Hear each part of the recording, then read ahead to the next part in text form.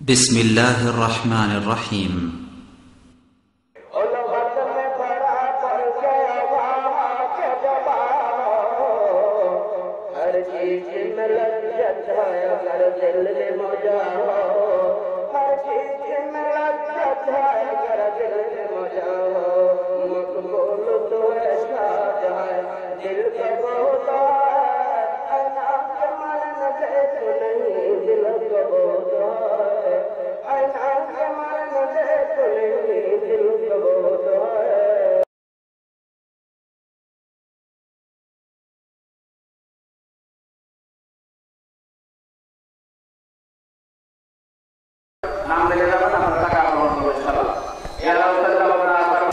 আসসালামু আলাইকুম ওয়া রাহমাতুল্লাহি ওয়া বারাকাতুহু।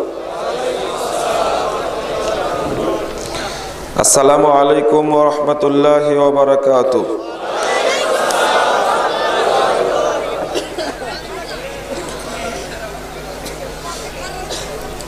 ইন্নাল হামদালিল্লাহ নাহমাদুহু ওয়া নাস্তাঈনুহু মান ইয়াহদিহিল্লাহু ফালা মুদিল্লা লাহু ওয়া মান ইউদ্লিল ফালা হাদিয়া লাহু وأشهد أن لا إله إلا الله وحده لا شريك له وأشهد أن محمدا عبده ورسوله أما بعد فأعوذ بالله من الشيطان الرجيم وأقم الصلاة إن الصلاة تنهى عن الفحشاء والمنكر ولذكر الله أكبر فإن تابوا وأقاموا الصلاة وآتوا الزكاة فإخوانكم في الدين.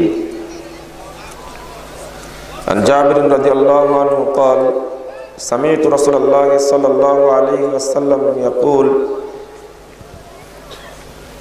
إن بين الرجل والشرك والكفر ترك الصلاة رواه مسلم. عن أبي هريرة رضي الله عنه قال قال رسول الله صلى الله عليه وسلم أول ما يحاسب به العبد يوم القيامة الصلاة فإن صلحت صلح سائر عمله وإن فسدت فسد سائر عمله.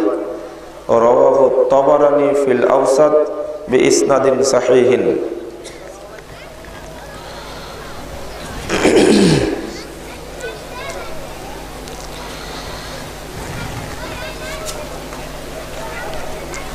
শিমুলিয়া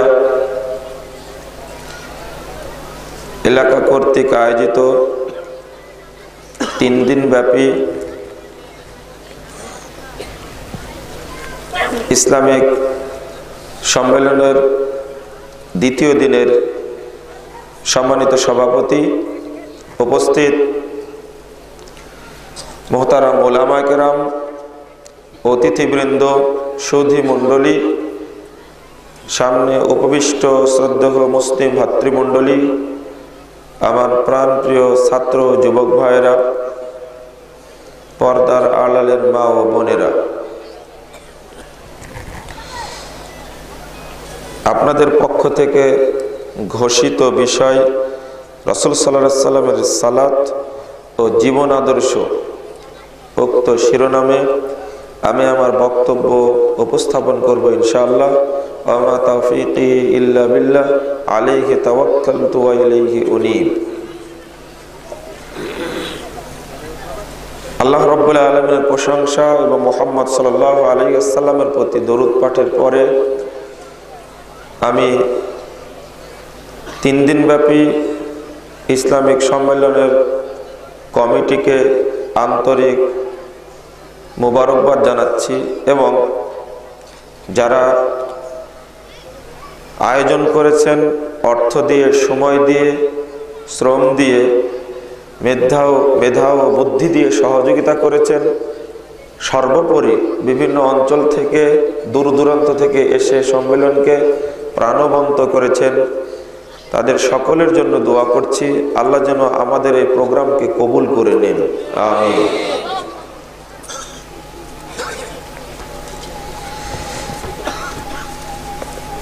সম্মানিত উপস্থিতি, আপনাদের প্রতি আমার আকুল আহ্বান থাকবে, আলোচনাকালীন আপনাকে উঠা বসা করবেন না।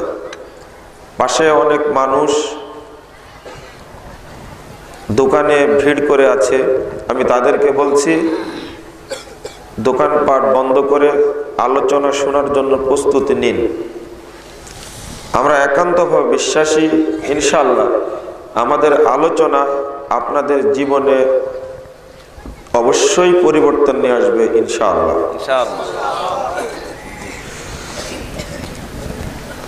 ঘোষিত বিষয় দুইটি, রাসূলুল্লাহ সাল্লাল্লাহু আলাইহি সাল্লামের সালাত ও জীবন আদর্শ। রাসূল সাল্লাল্লাহু আলাইহি ওয়াসাল্লামের সালাত যদি সমাজে প্রতিষ্ঠিত হয়, তাহলে সালাতের মাধ্যমেই মুসলিম পরিবেশ বা যে কোনো দেশের পরিবেশটি ইনশাআল্লাহ রাসূল সাল্লাল্লাহু আলাইহি সাল্লামের জীবন আদর্শের আলোকেই গড়ে উঠবে। সালাতের মধ্যে কয়েকটি পাঠ, একটি হলো সালাতের গুরুত্ব, আরেকটি সালাতের ফজিলত, আরেকটি বিশুদ্ধভাবে সালাত আদায়ের গুরুত্ব। রাসূল সাল্লাল্লাহু আলাইহি সাল্লামের সালাত কোনটি? আমরা সালাত আদায় করি, কিন্তু দুঃখজনক হলো সালাতের প্রভাব মুসলিম সমাজে নেই। অথচ আল্লাহ রাব্বুল আলামিন বলছেন সূরা আনকাবুত 45 নম্বর আয়াতে বলেন, ও আকিমিস সালাহ, আপনি সালাত আদায় করুন। ইন্নাস সালাতা, নিশ্চয় সালাত, তানহা, বাধা দেয়, আনিল ফাহশা, অশ্লীল কাজ থেকে, ওয়াল মুনকার, নোংরা কাজ থেকে সালাত বিরত রাখে, বাধা দেয়। ওয়ালা যিকরুল্লাহি আকবার, আল্লাহ রাব্বুল আলামিনকে স্মরণ করার সবচেয়ে বড় অস্ত্র হলো সালাত।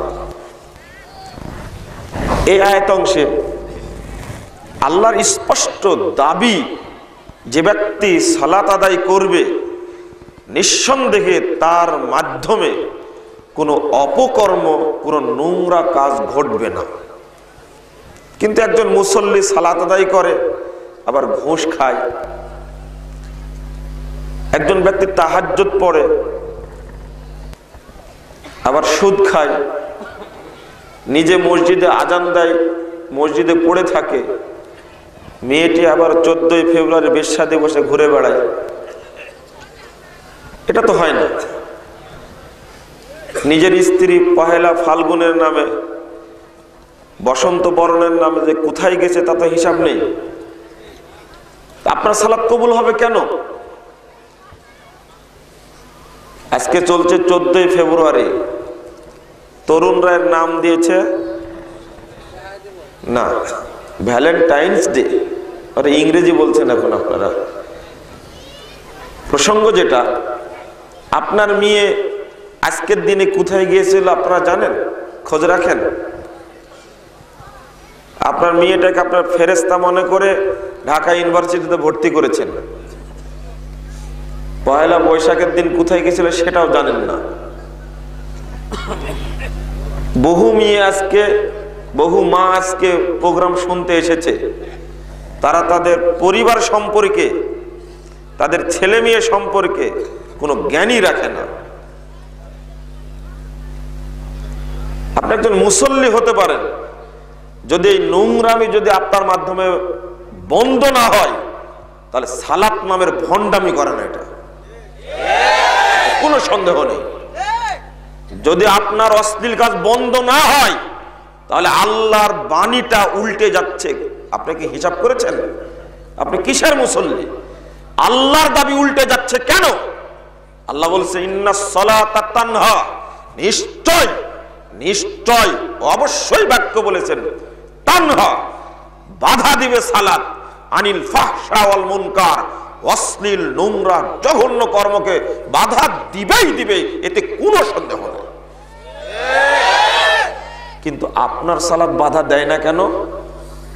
আপনার মধ্যে ত্রুটি রয়েছে।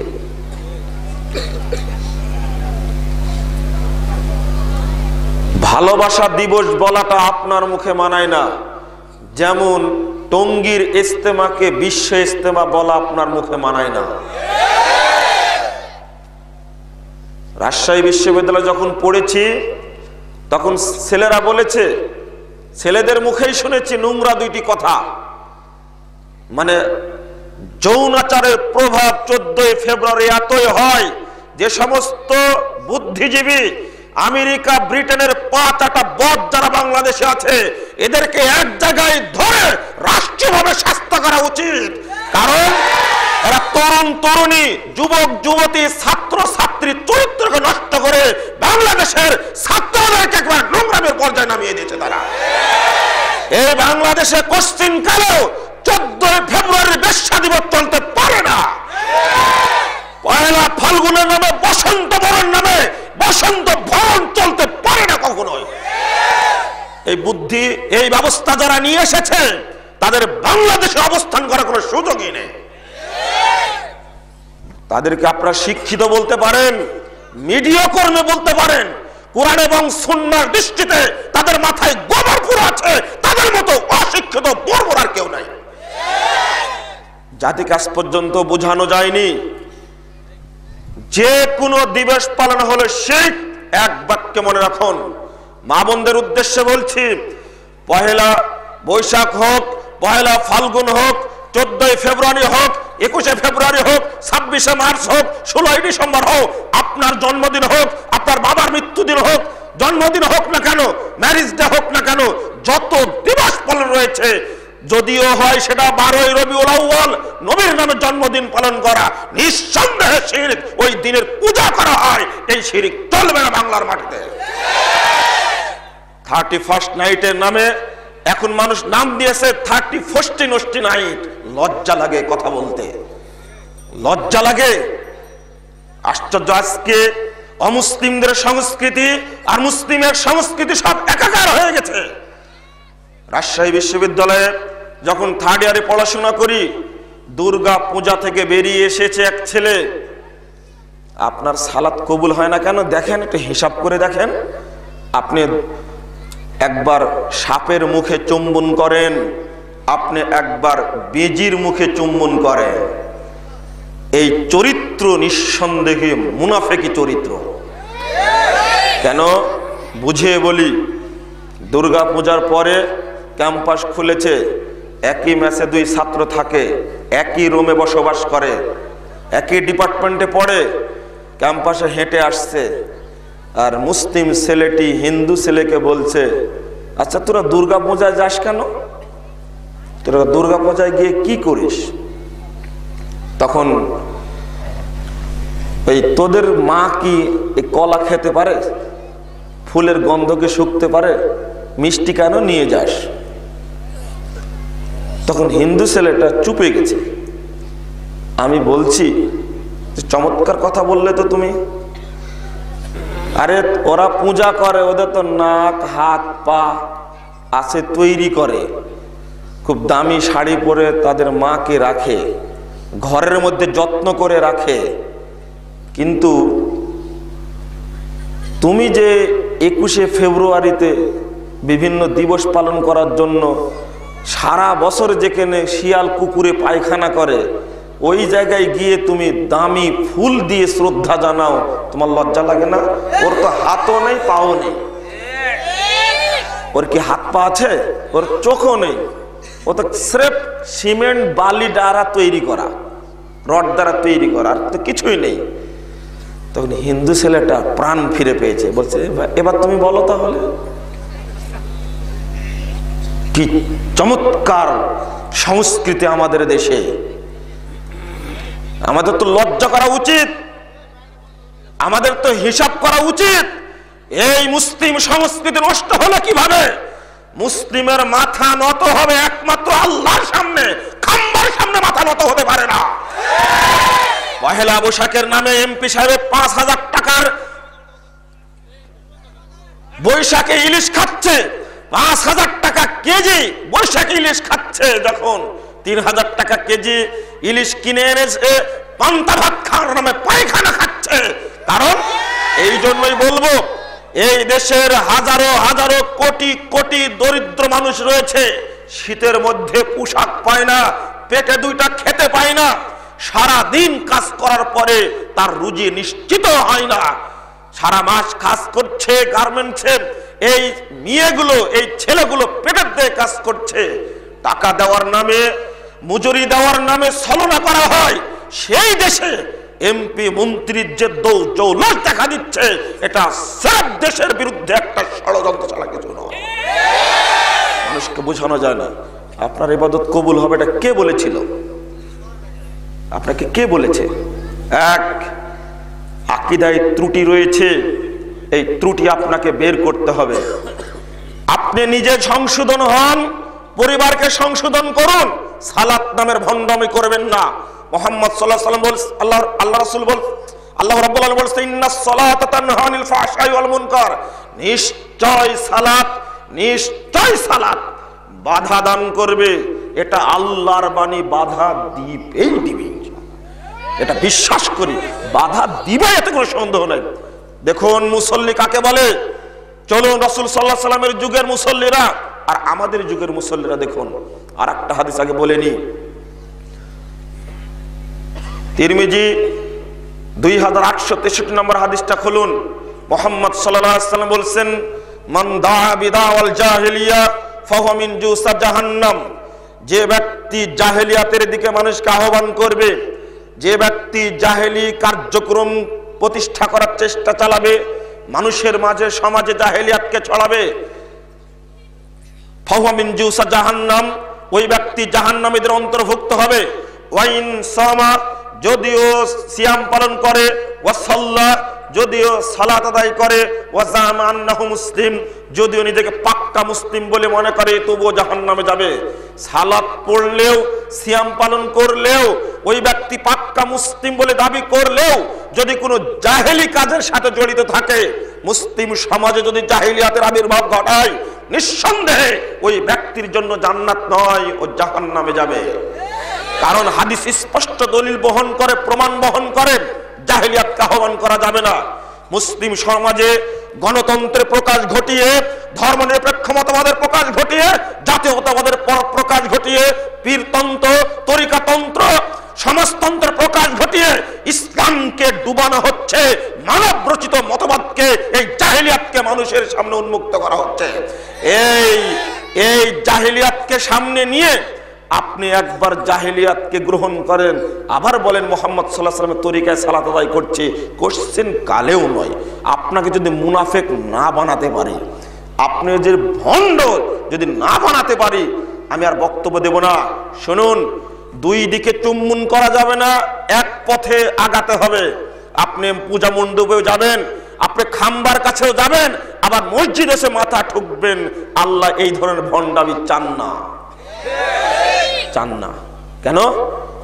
আল্লাহ বলেছেন সূরা বাকারা খুলুন, 82 নম্বর আয়াত, আফাতুমিনুনা বিবাদিল কিতাবি ওয়া তাকফুরুনা বিবাস, তোমরা কিতাবের একটি অংশ মানবে আর একটা অংশের সঙ্গে কুফরি করবে।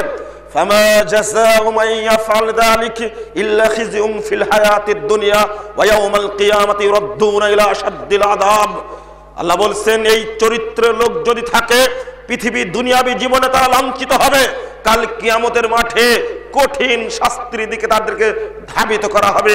86 নম্বর আয়াতে আল্লাহ বলছেন, এই সমস্ত ব্যক্তিরা কোরআনের দুনিয়ার বিনিময়ে কোরআনকে বিক্রি করেছে, ফালা ইউখাফফাফু আযাবুহুম, তাদের শাস্তি কখনো হালকা করা হবে না। আপনি কি মনে করলেন এটাকে? এটা কি মনে করলেন আপনি? আপনার মুনাফিকি চরিত্র কেন? দুই দিকে যাওয়া যাবে না, এক দিকেই থাকতে হবে। আপনি যদি আপনার মেয়েকে কন্ট্রোল করতে না পারেন, পরিবার থেকে বিচ্ছিন্ন করে দিন, অতদূর যাওয়াই লাগবে না। একদিন কলেজ থেকে যদি বিনা বুরকায় আসে একজন মুসল্লি মানুষ, আপনি দেখার পরে লাঠি দিয়ে 2 বাড়ি দিয়ে দেন, তোর কলেজে যাওয়া বন্ধ, বসে থাক। আমার কথা না শুনে 14ই ফেব্রুয়ারি তুই কোথায় গিয়েছিলি? কোন বন্ধুর সাথে তুই গিয়েছিলি? এটা প্রথম প্রয়োজন। যদি আবু বকর রাদিয়াল্লাহু আনহু পৃথিবীর শ্রেষ্ঠতম মহিলা, জান্নাতে যার মর্যাদা বেশি, আয়েশাকে পিটাতে পারে রাসূল সাল্লাল্লাহু আলাইহি ওয়াসাল্লামের সামনে, বিবাহিত মহিলাকে, আপনার মেয়েকে একটা থাপ্পড় মারা যায় না? ইজ্জত নষ্ট হয়ে যায়, তাই না? ইজ্জত না মারার কারণে ইজ্জত আপনার পাঞ্চার হয়ে গেছে, ইজ্জত আপনার নেই। আপনি আপনার মেয়েকে খুব ভালোবাসেন, খান্নাস মার্কা মেয়ে কেন তাহলে? না, এই একটা দিক। আর একটা দিক, আপনি কি জানেন একটা জিনিস স্পষ্ট ভাষায় বলে দিই, মুহাম্মদুর রাসূলুল্লাহ সাল্লাল্লাহু আলাইহি ওয়াসাল্লামের আদর্শকে বাদ দিলেন কেন? বাদ দিলেন কেন? সালাত পড়েন, কবুল হয় না কেন? কারণটা কি? সালাত পড়লে তো বন্ধ হবে। এক নম্বর কারণ যে নিয়াতে ত্রুটি। দুই নম্বর কারণ হলো রাসূলুল্লাহ সাল্লাল্লাহু আলাইহি সাল্লামের তরিকায় সালাতটা আদায় হয় না। তিন নম্বরটা আছে, কোন ব্যক্তি, তিন নম্বরটা হলো যে কোন ব্যক্তি একমাত্র আল্লাহর উদ্দেশ্যেই সালাতটা আদায় করে, রাসূল সাল্লাল্লাহু আলাইহি সাল্লামের তরিকাতেও আদায় করে, দুইটাই ঠিক আছে, আল্লাহর একমাত্র একনিষ্ঠ চিত্ত আল্লাহর জন্যই তার, অনুরূপভাবে পদ্ধতিও রাসূলুল্লাহ সাল্লাল্লাহু আলাইহি সাল্লামের মেনে চলে, তাও হয় না কেন? তাহলে একটা অন্যতম ত্রুটি রয়েছে, সেটা হলো ইবাদত কবুলের পূর্ব শর্ত হালাল রুজি, এখানে ত্রুটি রয়েছে তার। এই মৌলিক তিনটি ত্রুটি। সালাত শব্দের মূল অর্থ হলো বাঁকা জিনিসকে সোজা করা, বাঁকা জিনিসকে সোজা করা সালাতের মূল অর্থ। যেমন একজন কামার হাঁপুরে লোহাকে তাতানোর পরে তাকে বাড়ি দিয়ে কি করে? সোজা করে। আমরা সালাতের অর্থ করেছি কি? নামাজ। নামাজ শব্দের অর্থ হলো সের ঝুঁকানা, মাথা ঝুঁকানো। যেমন এটা রোজা মানে কি? উপবাস থাকা। সিয়াম উপবাস থাকা, হিন্দুরও উপবাস থাকে, কিন্তু কখনো সিয়াম রাখে না। ওই উপবাসটা আমাদের মধ্যে চলে এসেছে ভাষাগত দিক থেকে, কিন্তু মুসলিমরা কি রাখে? সিয়াম রাখে। সালাতের বিষয়টা দেখেন, পূজা মণ্ডপে গিয়ে দুই হাত এরম করে মাথা ঝোঁকায়। যদি এটাই সালাত হয়, তাহলে মানে নামাজ যদি এটাকে বলেন, তা সালাতের উদ্দেশ্যটা হাসিল হলো না। সালাত কায়েম করা, আর নামাজ কি করা? পড়া। আকিমুস সালাহ এটাই বেশি বলা হয়েছে। এই জন্য যখন আপনি সালাত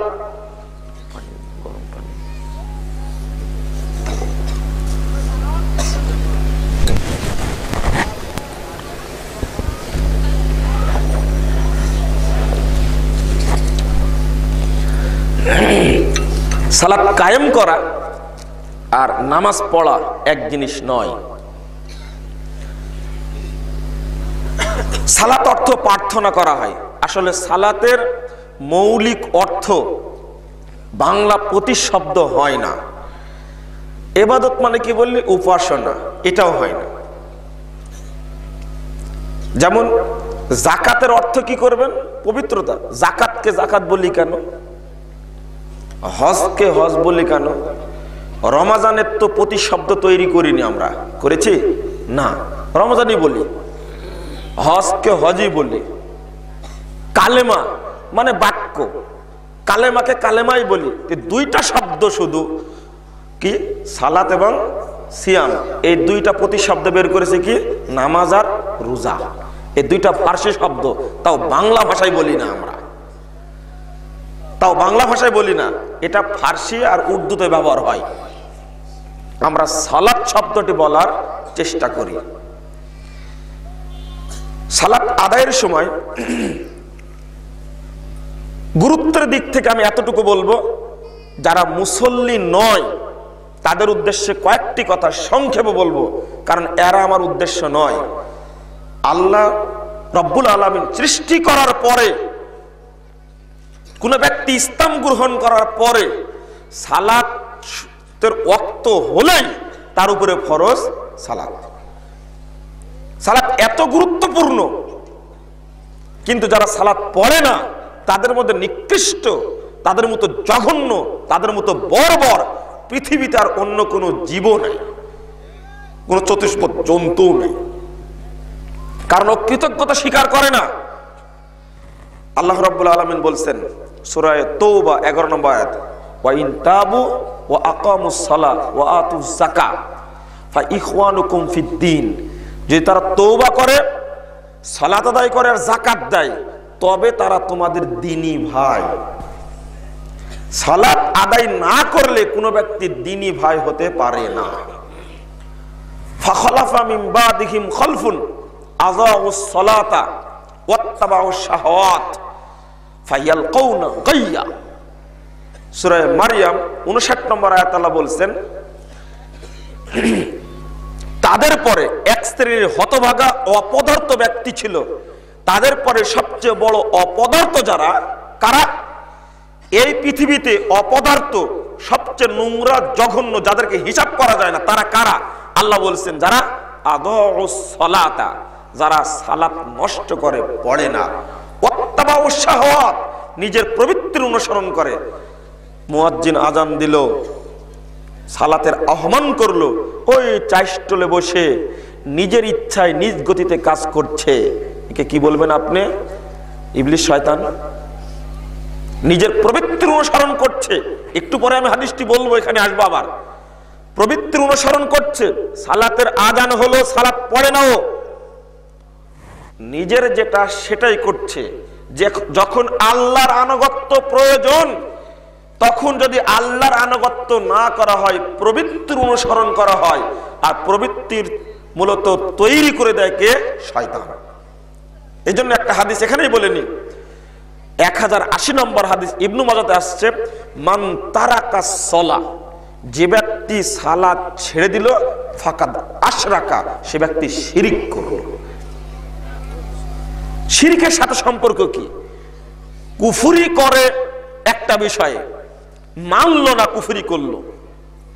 সালাত পড়ার দরকার ছিল, পড়লো না, কুফরি করলো। তো শিরিক করলো কি করে? মান তারাকা সালাহ ফাকাদ আশরাকা, যে সালাত ছেড়ে দিল সে শিরিক করলো। কোন বিষয়ে? আল্লাহর সাথে সংশ্লিষ্ট করলো। এর কারণ হলো প্রবৃত্তির অনুসরণ করলো ও আল্লাহকে বাদ দিয়ে, আর প্রবৃত্তির অনুসরণ কি? শিরক। আল্লাহ নিজেই বলেছেন ফায়ালকাউনা গায়্যা। আল্লাহ বলছেন এরপরে, যারা সালাত নষ্ট করে এবং প্রবৃত্তির অনুসরণ করে, ওই ব্যক্তি জাহান্নামের মধ্যে নিক্ষিপ্ত হবে। নাউযুবিল্লাহ। যে ব্যক্তি মুসল্লি, আপনার কাছে মুসল্লি নয়, নিঃসন্দেহে এই ব্যক্তি জাহান্নামে যে নিক্ষিপ্ত হবে, এতে কোনো সন্দেহ নেই। মুসল্লি হতেই হবে। এবার কয়েকটা হাদিস অনুবাদ করি। যারা সালাত আদায় করেন না, নিয়মিত মুসল্লি হতে চাইলে, আপনাকে নিয়মিত সালাত আদায় করতে হবে। খেয়াল রাখতে হবে একটা জিনিস, যেন আমি শুধু 8 দিনে একবার না পড়ি, আটকে মুসল্লি। শুধু শুক্রবারে পড়ি, শুকুর মুন্সি হয়ে লাভ নেই। শুধু রমাজানে পড়ি, শুধু 2 ঈদ পড়ি, যে না শুধু তারাবি পড়ি, না। আপনাকে নিয়মিত, আপনি যদি নিয়মিত সালাত আদায় করেন, তবে আপনাকে মুসল্লি বলা হবে।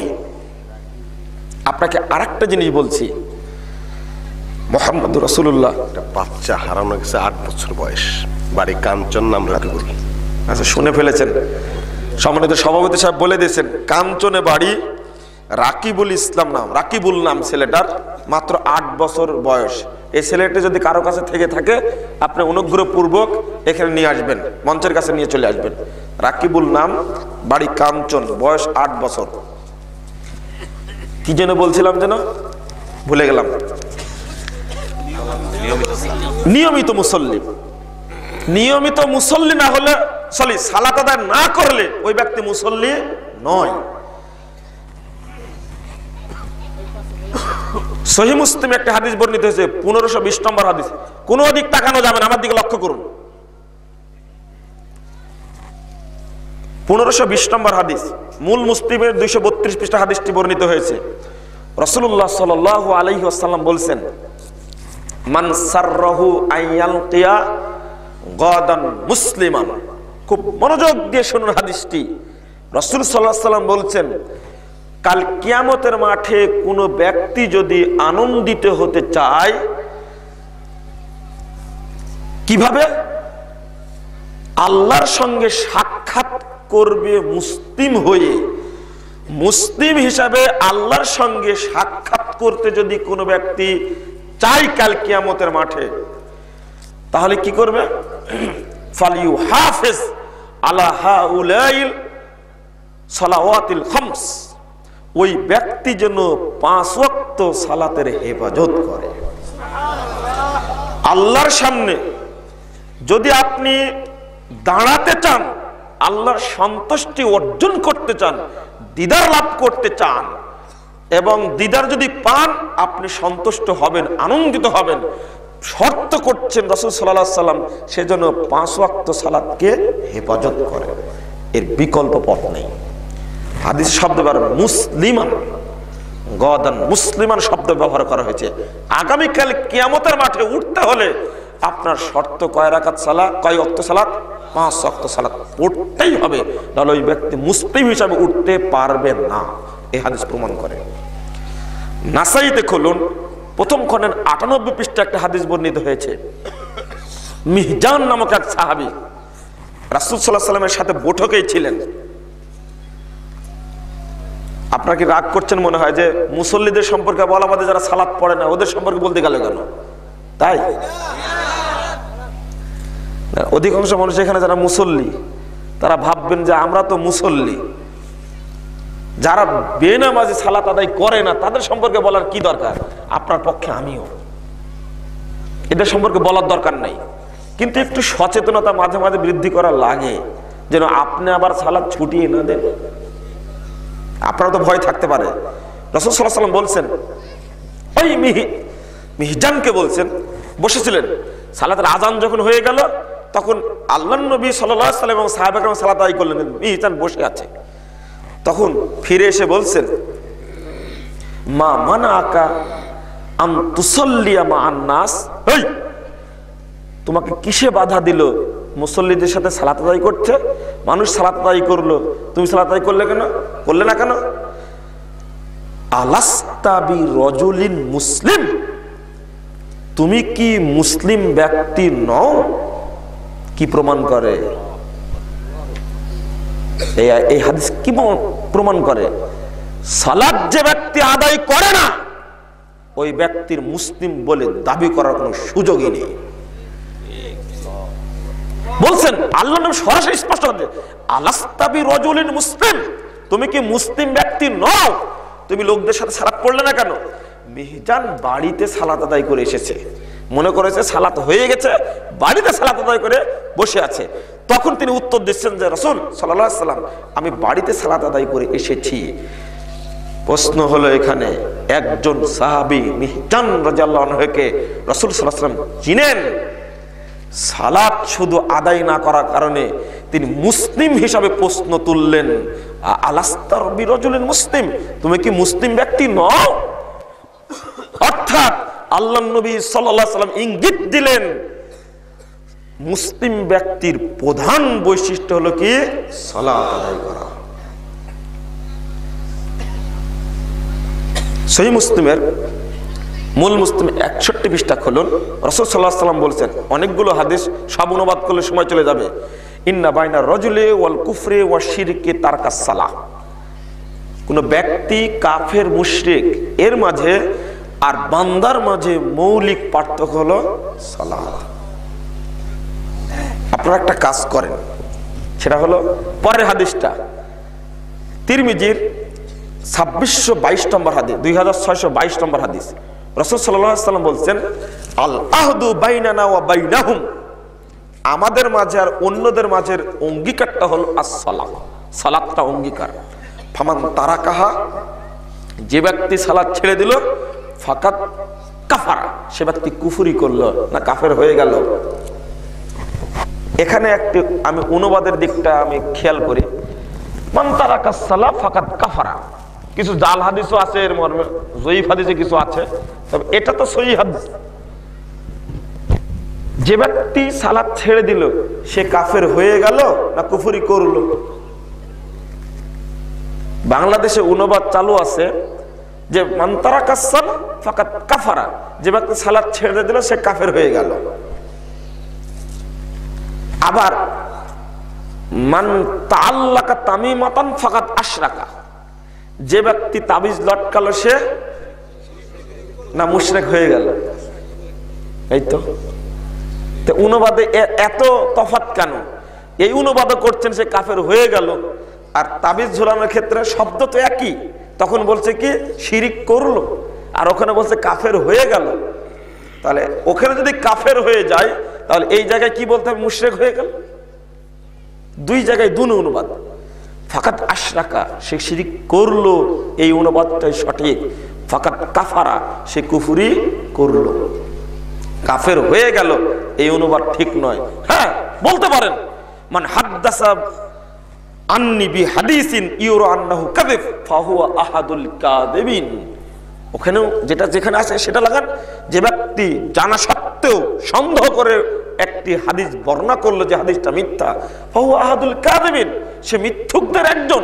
মিথ্যুক বলা হয়েছে, ওখানে মিথ্যা বলা হয়নি, কাযিব বলা হয়েছে, মিথ্যুক বলা হয়েছে।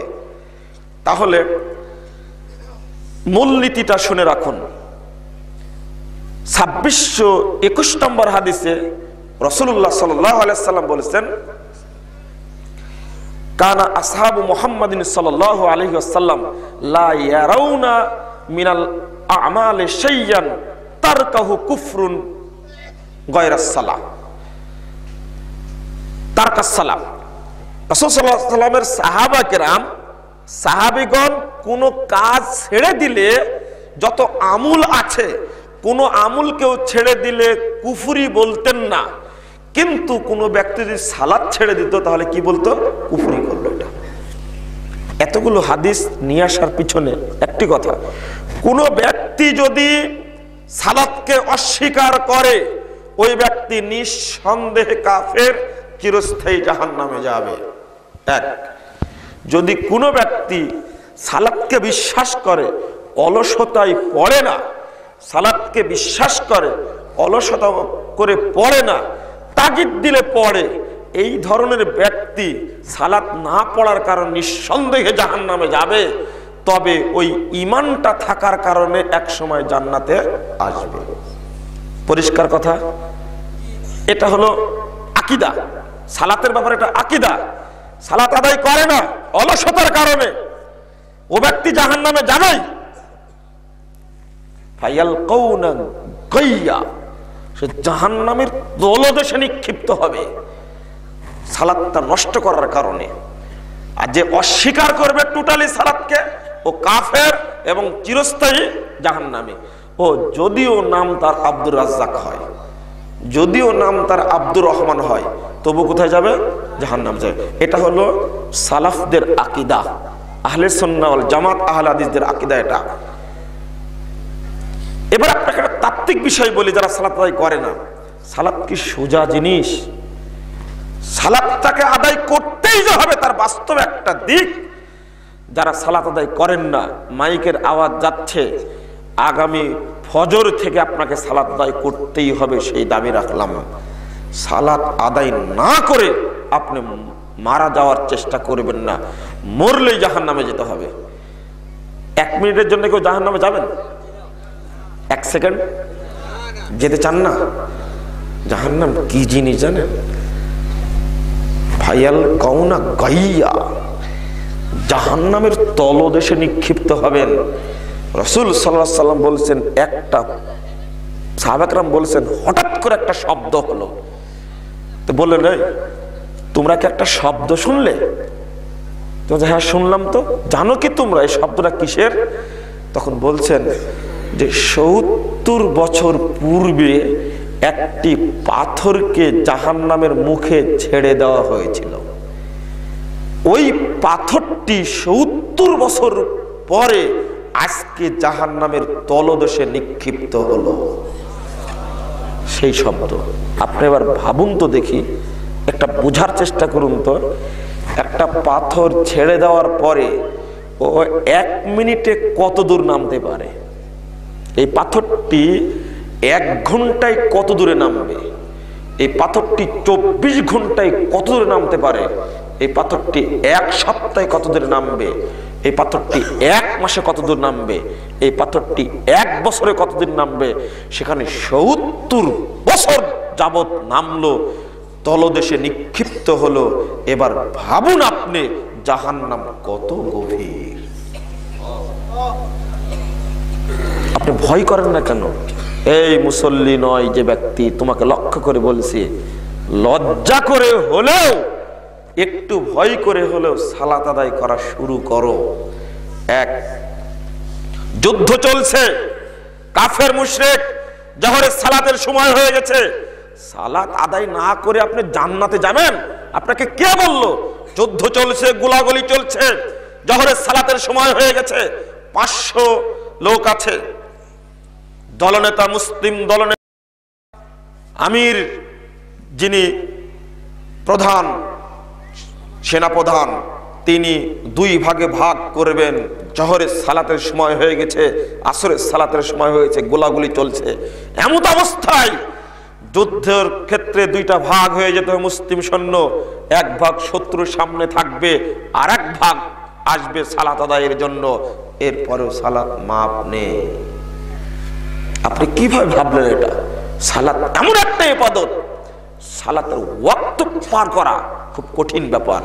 আমার একটু লজ্জাও হয় না, আমি একটু ভাবতেও চাই না। যদি যুদ্ধের ক্ষেত্রেও সালাতের বিধান এরূপ হয়ে থাকে, আমি সালাত আদায় করি না কেন? কেন করি না? 2 নম্বর প্রসঙ্গ, মুসল্লিদের উদ্দেশ্যে বলতে চাই, বিশুদ্ধভাবে সালাত আদায়ের গুরুত্ব। যদি আমি আপনি বিশুদ্ধভাবে সালাত আদায় না করি, তাহলে আমার পাপটা কি হবে, আমার পরিণামটা কি হবে? আশ্চর্যজনক একটা ব্যাপার, আশ্চর্যজনক একটা ব্যাপার। রাসূল সাল্লাল্লাহু আল্লাহ রাব্বুল আলামিন বলেছেন, ফাওয়াইলুল লিল মুসাল্লিন আল্লাযীনা হুম আন সালাতিহিম সাহুন। একটু দেখেন, যারা মুসল্লি সালাত আদায় করে তাদের জন্য ওয়াইল নামক শাস্তি। যারা তাদের সালাতের ব্যাপারে উদাসীন, কখন ওয়াক্ত হয় খেয়াল করে না, সালাত পড়ে কিন্তু উদাসীন, ওয়াক্তের খেয়াল নাই, কিভাবে আহকামগুলো আদায় করছে সেটাও হিসাব নাই। আল্লাযীনা হুম রাউন, যারা সালাত আদায় করছে মানুষ দেখানোর জন্য, সালাত পড়ে, তাদের জন্য যে শাস্তি হয়, যারা সালাত পড়ে না তাদের কেমন শাস্তি হবে? আর একটা হাদিস, যে ব্যক্তি, এটা খুব কঠিন হাদিস, আপনারা আবার ভয় পেয়ে যাবেন না, এটা খুব কঠিন হাদিস। রাসূল সাল্লাল্লাহু আলাইহি ওয়াসাল্লাম বলছেন, মান তাআখারা আনিস সালাহ, আর একটা হাদিস আসছে, যে ব্যক্তি প্রথম কাতার থেকে, জামাত থেকে দূরে থাকে, অর্থাৎ মসজিদে যেতে যেতে দেখা গেল 1 রাকাত পেল, সালাম ফিরিয়ে দিল, এইরকম ব্যক্তি, হাত্তা ইউআখিরুল্লাহু ফিন নার, রাসূল সাল্লাল্লাহু আলাইহি ওয়াসাল্লাম বলছেন, ওই ব্যক্তিকে আল্লাহ সর্বশেষে জাহান্নামে নিক্ষেপ করবে। নাউযুবিল্লাহ। একজন ব্যক্তি মুসল্লি, সালাত আদায় করে, মুসল্লি, মসজিদে গেছে, জামাতেও পড়েছে, কিন্তু ওর একটা অভ্যাস, প্রথম কাতার থেকে এবং জামাত থেকে দূরে থাকে। এই ব্যক্তির পরিণাম কি? রাসূল সাল্লাল্লাহু আলাইহি ওয়াসাল্লাম বলছেন, আল্লাহ ওকে অবশেষে সর্বশেষ জাহান্নামে নিক্ষেপ করবে। যারা সালাত পড়ে না তাদের অবস্থা কি হবে? আমি বুঝাতে পারছি না। আবারও বলছি, সালাত যদি ত্রুটিপূর্ণভাবে আদায় করার কারণে সালাত পড়ে ওই ব্যক্তি, কিন্তু বিধান অনুযায়ী পড়ে না, সব সময় জামাতের পিছনে যায়, রাকাত ফেল করে, প্রথম কাতার পায় না, সব সময় যে ব্যক্তি পায় না, এই ব্যক্তির পরিণাম সবশেষে কোথায় যাবে? জাহান্নামে যাবে। তাহলে যারা সালাত পড়ে না ওরা কোথায় যাবে? পড়েই না, সালাত আদায় করেই না। ওই যে ফাইয়াল কওনা গাইয়া, ওরা একেবারে জাহান্নামের তলদেশে অবস্থান করবে। এক। দ্বিতীয় বিষয় আমি আপনাদের কাছে বলতে চাই, বিশুদ্ধভাবে সালাত যদি আদায় না হয়, এই সালাত আপনার জীবনে প্রভাব ফেলবে না, সামাজিক জীবনে প্রভাব ফেলবে না। বিশুদ্ধভাবে সালাত আদায় করলে ইনশাআল্লাহ এই দেশে সালাতের প্রভাব বিস্তার হবে, ইনশাআল্লাহ, এতে কোনো সন্দেহ নেই। সালাত আদায় করবেন কিভাবে? রাসূল সাল্লাল্লাহু আলাইহি ওয়াসাল্লাম বলেছেন, সহিহ বুখারীর 631 নম্বর হাদিস, মূল বুখারীর 88 পৃষ্ঠায়, সাল্লু কামা রাআইতুমুনি উসাল্লি, তোমরা ওইভাবেই সালাত আদায় করো যেভাবে আমাকে সালাত আদায় করতে দেখছো। এমন একটি হাদিস, ফরজ, সুন্নাত, নফল, তারাবি, তাহাজ্জুদ, জানাজা, ইদাইন, সালাত তওবা, সালাতুল হাজাত, যত সালাত রয়েছে একজন ব্যক্তির তরিকায় আদায় করতে হবে, তিনি হলেন মুহাম্মদ সাল্লাল্লাহু আলাইহি ওয়াসাল্লাম। অন্য কারো তরিকা চলবে না এখানে। সাল্লু কামা রাআইতুমুনি উসাল্লি, সালাত নামক যত ইবাদত রয়েছে, সালাত নামক যত ইবাদত রয়েছে, সব ইবাদত আদায় করতে হবে একমাত্র মুহাম্মদ সাল্লাল্লাহু আলাইহি ওয়াসাল্লাম তরিকায়। ওই আপনার মসজিদের খতিবের তরিকা চলবে না। খতিবের তরিকা কেন? কোন সাহাবীর তরিকাও চলবে না। সাহাবী কেন? 4 খলিফার তরিকাও চলবে না। 4 খলিফা কেন? মুহাম্মদ ব্যতীত পৃথিবীর যত নবী রাসূল এসেছেন তার তরিকাও চলবে না। তাহলে পীর সাহেবের তরিকা কিভাবে চলে? এই জায়গায় আমি আপনি ব্যর্থ হয়েছি রাসূলুল্লাহ সাল্লাল্লাহু আলাইহি ওয়াসাল্লামের তরিকাকে গ্রহণ করতে। আপনারা ওই হাদিসটা কি শুনেননি? সহিহ বুখারীর 104 পৃষ্ঠার হাদিস। একজন ব্যক্তি মসজিদে ঢুকলো, ঢোকার পরে সালাত আদায় করলো। আল্লাহর নবী বসে আছেন মসজিদের কোনায়, গিয়ে সালাম দিলেন। তখন আল্লাহর নবী বললেন, একাধিকবার শুনেছেন, ইরজি ফাসাল্লি ফাইন্নাকা তুসাল্লি, ফিরে যাও, সালাত পড়ো, তুমি সালাত পড়ো। ভুল হয়েছে এতটুকু তা বললেন না, কি বললেন? তুমি সালাত আদায় করো, ফাইন্নাকা লাম তুসাল্লি, তুমি সালাত পড়োই না। কয়বার বলেছেন? 3 বার। 3 বার যদি এই লোকটি সালাত আদায় করে, প্রথমবার আদায় করেছেন হয়নি, দ্বিতীয়বার বললেন সালাত পড়োনি, তাহলে কেমন করে আদায় করেছেন? আরো ভালো করে। দ্বিতীয়বার হয়নি, তৃতীয়বার কিভাবে আদায় করেছেন? আরো ভালো করে। ভালো করে যে আদায় করেছে তার হাদিসে আসছে, আল্লিমনি ইয়া রাসূলুল্লাহ লা উহসিনু আলা হাযা, আমাকে সালাত শিক্ষা দিন হে আল্লাহর নবী সাল্লাল্লাহু আলাইহি ওয়াসাল্লাম, আমি এর চেয়ে ভালো করে সালাত পড়তে পারবো না। একজন সাহাবী আপনাকে যদি ডাকে, একটু আসুন তো, এখানে দাঁড়িয়ে 2 রাকাত সালাত আদায় করুন, আপনি এখন যদি ডাকি, আমার বিশ্বাস আপনার বয়সে যত সুন্দর করে সালাত আদায় না করেছেন, আজকে তার চেয়ে ভালো করে করবেন। ভুল বললাম কি? অবশ্যই ভুল বললাম না। তাহলে এই সাহাবী দ্বিতীয়বার মুহাম্মদ সাল্লাল্লাহু আলাইহি ওয়াসাল্লামের সামনে, বিশ্ব ইতিহাসের শ্রেষ্ঠ মানুষ, তার সামনে কিভাবে সালাত আদায় করলেন? তৃতীয়বার কিভাবে আদায় করলেন? মসজিদে নববীতে 1000 গুণ বেশি নেকি হয়। রাসূল সাল্লাল্লাহু আলাইহি ওয়াসাল্লামের যুগে, স্বর্ণ যুগে, আল্লাহর নবীর সামনে একজন সাহাবী সালাত আদায় করছেন, আর রাসূল সাল্লাল্লাহু আলাইহি ওয়াসাল্লাম বলছেন, ফাইন্নাকা লাম তুসাল্লি, তুমি সালাত পড়োই নি। অথচ ওই ব্যক্তি হয় 3 4 12, অত 3 ত্রিককে 9, অথবা 3 দুকানে 6 রাকাত সালাত জ্যান্ত সালাত আদায় করেছেন। আর আল্লাহ নবী বলছেন কি? ফাইন্নাকা লাম তুসাল্লি, তুমি সালাত পড়োই নি। এটা কোনো কথা হলো? রাসূল সাল্লাল্লাহু আলাইহি ওয়াসাল্লামের যুগে আল্লাহর নবীর সামনে একজন সাহাবী মসজিদের নববীতে সালাত আদায় করছেন, আল্লাহর নবী বলছেন, ফাইন্নাকা লাম তুসাল্লি, তুমি সালাত পড়োই নি। আপনার জাতীয় মসজিদ তো বাইতুল মুকাররম তো একবার তার চেয়েও ভালো মনে হয়, তাই না? নাউজুবিল্লাহ, নাউজুবিল্লাহ। ভাবলেন কি? হাদিসটা বিশ্লেষণ করুন তো দেখি। লাম তুসাল্লি বলা হয় তুমি সালাত পড়োই নি, মাল ফারুকু বাইনাল মা ওয়াল লাম। উস্তাদ মানুষ বসে আছেন, এগুলো বলতে খারাপ লাগছে।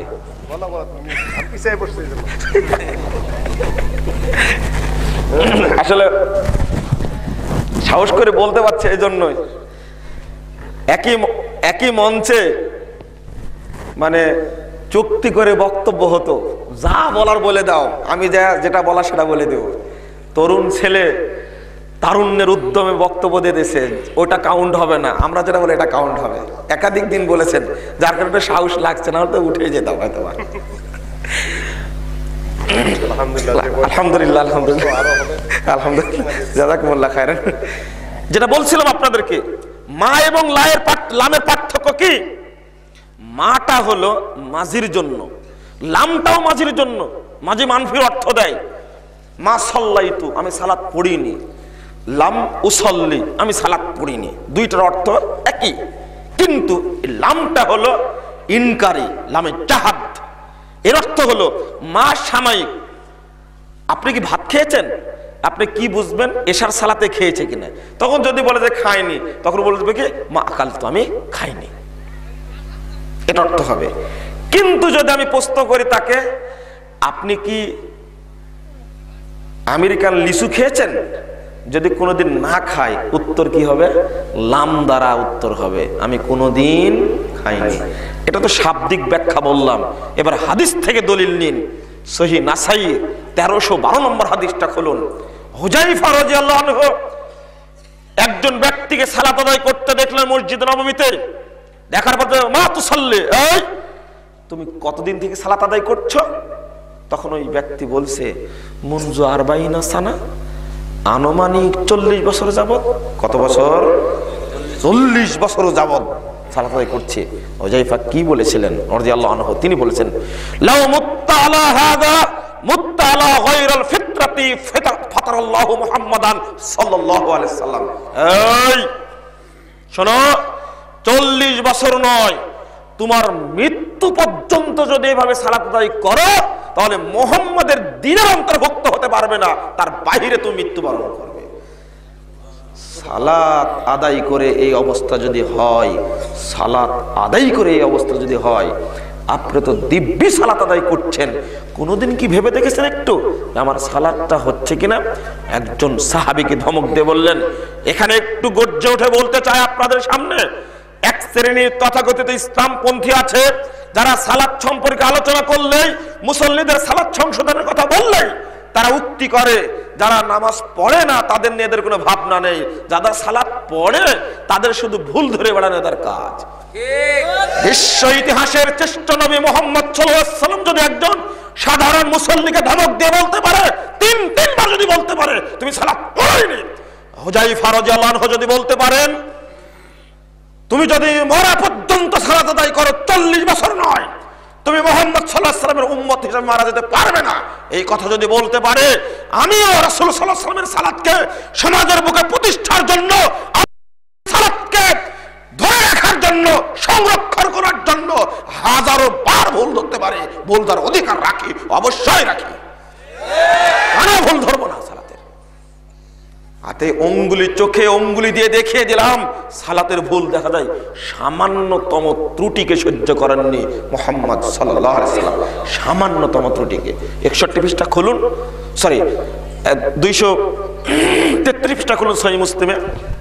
একজন ব্যক্তি বললেন, সুবু সুফু ফাকুম তারাচ্ছু সদ্দুল খালাল বললেন। বলার পরে আল্লাহ নবী সালাতে দাঁড়িয়ে যাবেন, 2 হাত উত্তোলন করেছেন, 2 হাত উত্তোলন করেছেন। ঠিক এই মুহূর্তে ঘাড় ঘুরাইয়া বলছেন, একজন লোক কাতারে দাঁড়িয়েছে কিন্তু পেটটা একটু বেড়ে গেছে সামনের দিকে, সালাতে দাঁড়াইছে কিন্তু পেটটা একটু বেড়ে গেছে। ঘুরেই বলেছেন রাসূল সাল্লাল্লাহু আলাইহি ওয়াসাল্লাম, ওই লা লা তাখতালিফু লা তাখতালিফু, তোমরা বিচ্ছিন্ন হয় না, কাতারকে বিচ্ছিন্ন করো না, ফা ইয়াখতালিফু বুজুহুকুম, তাহলে তোমাদের মুখমণ্ডলটা আল্লাহ ঘুরিয়ে দিবেন। বলুন নাউযুবিল্লাহ। শুধু পেটটা বেড়ে গেছে। রাসূল সাল্লাল্লাহু আলাইহি ওয়াসাল্লাম বলছেন, দেখো তোমরা যদি কাতারটা বিচ্ছিন্ন করো, সমান যদি না করো, তাহলে আল্লাহ রাব্বুল আলামিন তোমাদের মুখমণ্ডলকে বিকৃত করে দিবেন, ঘুরিয়ে দিবেন, চেঞ্জ করে দিবেন। আপনাকে কিভাবে বলবো, আর কতটুকু বলবো? ছোট্ট একটা বিষয়। একজন সাহাবী, আপনার ছোটখাটো বিধান বলেন তো, দাঁড়িয়েছে বাম সাইডে, ইবনু আব্বাস রাদিয়াল্লাহু আনহু, আব্দুল্লাহ বাম সাইডে। রাসূলুল্লাহ সাল্লাল্লাহু আলাইহি সাল্লাম বাম সাইড থেকে ঘুরায়া টেনে তাকে ডান সাইডে নিয়ে আসলেন। ছোট কানে ধরে দাও, জি কানে ধরে দাও, নিয়ে আসলেন তাকে। ছোট্ট একটা বিধান। রাসূল সাল্লাল্লাহু আলাইহি যাচ্ছে, হাতটা এক ছেলে এইভাবে বেঁধেছে, তখন দেখা মাত্র দ্রুত এসে হাতটা টেনে ডান হাতকে বাম হাতের উপরে তুলে দিলেন। রাসূল সাল্লাল্লাহু আলাইহি সাল্লাম সালাতের ক্ষেত্রে এতটুকু ছাড় দেননি। কত যে সালাত ভুল করছেন হিসাব নেই। আপনি মুসল্লি এই হাদিসটা স্মরণ করতে করতে বাড়ি যাবেন আজকে। রাসূল সাল্লাল্লাহু আলাইহি সাল্লাম বলেছেন, তাবরানী আওসাত 1859 নম্বর হাদিস, আল্লাহ সহিহ সনদে বর্ণিত হয়েছে। মুহাম্মদ সাল্লাল্লাহু আলাইহি সাল্লাম বলেছেন, আউয়াল মা ইউহাসাবু বিহিল আবদু ইয়াউমাল কিয়ামাহ সালাত। কিয়ামতের মাঠে সর্বপ্রথম আল্লাহ হিসাব নেবেন সালাতের। বান্দাকে জিজ্ঞেস করা হবে, হিসাব নেওয়া হবে সালাতের। ফাইন সালাহাত সালাহা সাইরু আমালি, যদি সালাত শুদ্ধ হয়, ঠিক হয়, তাহলে তার সমস্ত আমলই ঠিক হবে, বলুন আলহামদুলিল্লাহ। ওয়াইন ফাসাদাত ফাসাদা সাইরু আমালিহি, যদি সালাত নষ্ট হয়ে যায় তাহলে তার সমস্ত আমল নষ্ট হয়ে যাবে। বিশ্বাস করেন? বিশ্বাস করেন না? বিশ্বাসটা আপনাদের বিশ্বাস করেন, তাই না? আপনার ইমানের ওজন কতটুকু? 1 কেজি, হাফ কেজি? মাপা নাই মানে আপনি মাপতে জানেন না মানে? এখন যদি বলি, এই আপনি কাঞ্চন ব্রিজে যান, যাওয়ার পরে গাড়িগুলো আটকিয়ে দেন, 10টা ছেলেকে বললে আপনি যাবেন, তখন মুরব্বী বাপরে সাহস, বললাম আর গাড়িগুলো আটকে দিল। সাহস নাই মানে আপনার কে বলেছে নাই? আপনি জানেন না আপনার ভিতরটা কতটুকু ওজনের হবে? একটা কাজ করার পরে আপনি বলছেন, বাপরে তার কলিজা মাপলে মনে হয় 1 মণ ওজন হবে। এটা ঈমান। আপনি কেন জানেন না? দিনের ক্ষেত্রে আপনার বিশ্বাস ওজন কতটুকু আজকে আপনি মেপে যাবেন। হাদিসটা বললাম, আপনি থোড়াই কেয়ার করলেন না, এই বলেই থাকে। মুজাফফর বিন মোহসিন আজকে বললো, কালকে আবার আরেকজন বলবে, পরশুদিন আরেকজন বলবে, আগামী বছর আবার হবে, এবার চলতেই থাকবে। বাপ মরেছে, আমিও মরবো এভাবে। এই হাদিসটা এতটুকু হেরফের হবে না। বিশ্বাসটাকে চূড়ান্ত করুন। সালাত যদি আপনার নষ্ট হয়ে যায়, কিয়ামতের মাঠে 50 বারের হজ কাজে লাগবে না। সালাত যদি নষ্ট হয়, কিয়ামতের মাঠে 80 বছরের সিয়াম কাজে লাগবে না। কোটি কোটি টাকা দান করা কাজে লাগবে না, অবশ্যই লাগবে না। সালাতের এমন একটা মান, সালাত যদি বিশুদ্ধ না হয়, অন্য কোনো আমল বিশুদ্ধ হবে না, হওয়ার প্রশ্নই আসে না। আমি তো আপনাকে ঈমানটা বুঝাতে পারছি না, আপনি তো বিশ্বাসই করছেন না। বিশ্বাস করেন? মৃত্যুকে যত শক্ত করে আপনি বিশ্বাস করেন, কিন্তু কবরের প্রশ্নের উত্তর 3টা না দিতে পারলে কি হবে, এটা বিশ্বাস ওই রকম করেন না। কি আসবে? একটা লোক হাতুড়ি নিয়ে আসবে, আবু দাউদের 653 পৃষ্ঠা হাদিস, হাতুড়ি নিয়ে আসবে, তাই না? হাতুড়টা কত টন ওজনের হাদিস আছে? নেই। তবে বলা হয়েছে, লাউ জুরিবা আলা জাবালিন লাকানা তুরাবা, এই হাতুড় দ্বারা একবারই মারলে বিশাল পাহাড় একেবারে মাটির সঙ্গে মিশে সমান হয়ে যাবে। এতটুকু বলা হয়েছে। এই লোকটি বাড়িটা কত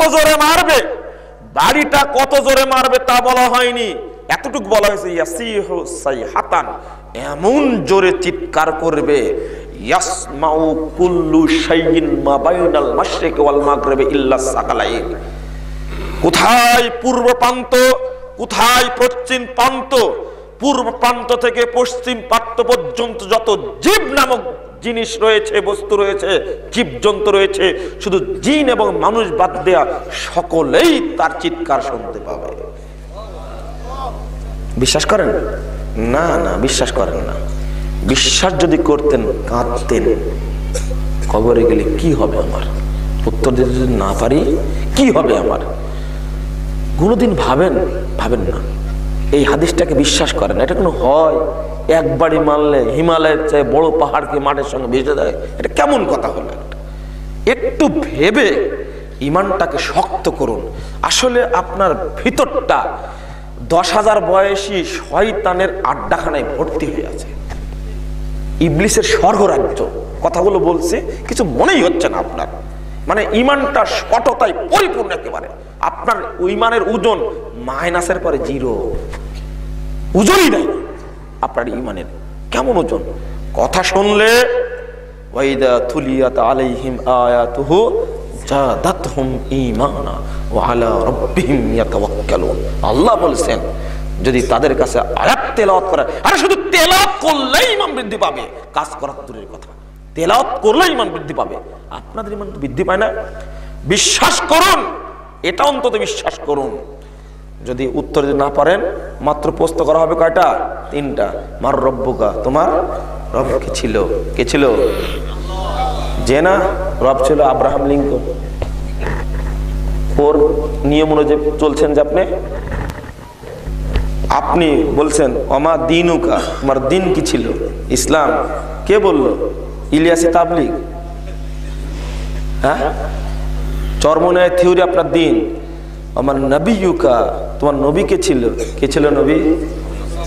মাওলানা ইলিয়াস সাহেব। যদি ভক্তি নাই থাকবে, টঙ্গীর মাঠে আপনি যান, লজ্জার তো শেষ নাই আপনার লজ্জার তারিফ করি। আপনার টঙ্গীর মাঠে যান কেন? এত ভক্তি কেন? যে ধর্মটা নাজিল হয়েছে স্বপ্নের মাধ্যমে, আপনি সেখানে গেলেন কেন? আপনি স্বপ্নের মাধ্যমে কি আল্লাহর পক্ষে ধর্ম নাজিল হতে পারে? যা নাজিল হওয়া শেষ হয়ে গেছে মুহাম্মদ সাল্লাল্লাহু আলাইহি ওয়াসাল্লামের উপরে। ইলিয়াস সাহেবের যে নাজিল হলো, এটা কি আল্লাহর পক্ষ থেকে না শয়তানের পক্ষ থেকে? শয়তানের পক্ষ থেকে। নিজেই বলছে আজকাল মুসপার উলুমে সহিয়াকে ইলকা হতা হয়, আমার উপরে আজকার সহি এলেম নাজিল হচ্ছে। সহি এলেম নাজিল হচ্ছে, আপনি জানার পরেও সেখানে গেলেন কেন? আপনার তো ভক্তি কেন? যদি বলা হয় তোমার নবী কে ছিল, উত্তর কি হবে বলতে পারবেন?